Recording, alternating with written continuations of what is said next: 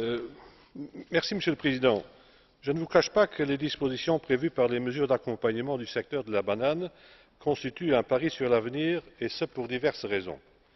Premièrement, la tendance générale à la réduction des préférences commerciales dont ont profité jusque maintenant les pays ACP ne va pas être infléchie sous peu.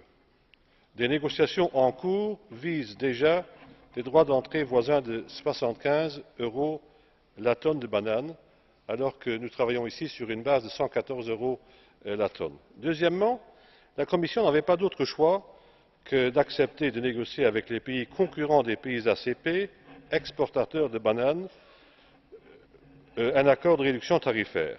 L'alternative aurait consisté à laisser le tribunal de règlement des différends se saisir du problème. Personnellement, je suis d'avis qu'une solution négociée est le moindre mal pour les pays ACP.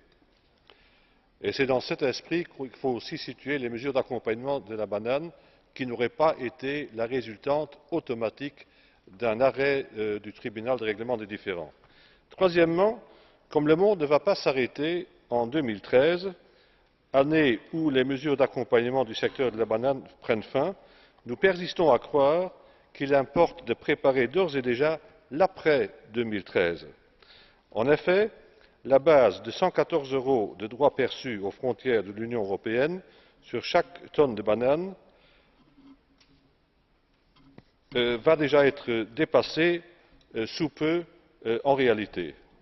J'ai dit d'emblée qu'on parle déjà de 75 € la tonne.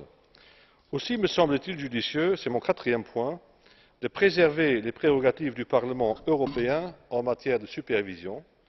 Il faut que le droit de supervision, en accord avec l'article 290 pour ce qui concerne les documents stratégiques, ne devienne pas lettre morte.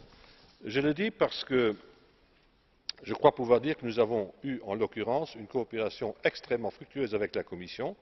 Ce Parlement n'est pas un empêcheur de tourner en rond, au contraire, il ne cesse d'enrichir le débat et d'aider la Commission à avancer dans ce domaine. Et finalement, Monsieur le Président, c'est une remarque personnelle, mais je la fais quand même en tant que rapporteur. Nous assistons ici, une fois de plus, à une guéguerre entre pays émergents d'une part et pays les moins avancés d'autre part.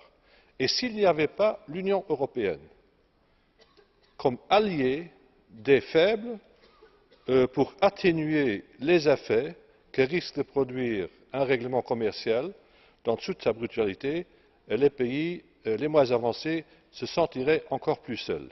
Et j'invite la Commission à se pencher d'ores et déjà sur l'après 2013, parce que je crois qu'avec les mesures qui sont arrêtées maintenant, qui vont être arrêtées maintenant, et qui, je l'espère, vont entrer en vigueur sous peu, vont suffire à rendre pérenne la production de bananes dans les pays concernés. J'espère que ces mesures pourront contribuer à pérenniser cette production et à faire en sorte que ceux qui ne pourront pas le faire puissent trouver des alternatives. Je crois qu'après 2013, je le précise une fois de plus, l'eau ne va pas s'arrêter de couler sous les ponts du Rhin, et pour ce qui concerne les bananes, les problèmes vont rester en l'état. Il faut déjà réfléchir d'ores et déjà à une stratégie post 2013. Je vous remercie de votre attention.